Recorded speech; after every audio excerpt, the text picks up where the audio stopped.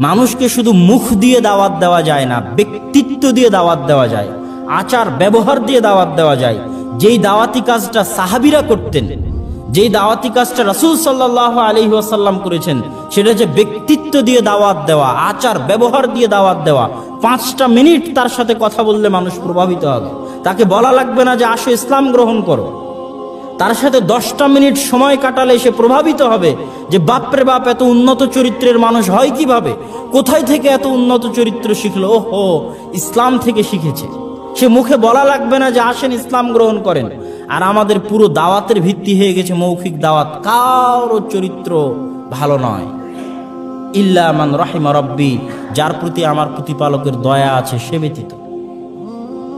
তাহলে আকীদায় সালাফি হয়ে কোনো লাভ নেই যদি চরিত্রে আপনি as-সালাফা সালেহ মুহাম্মদ সাল্লাল্লাহু আলাইহি ওয়াসাল্লাম এবং সাহাবীদের অনুসরণ না করতে পারেন।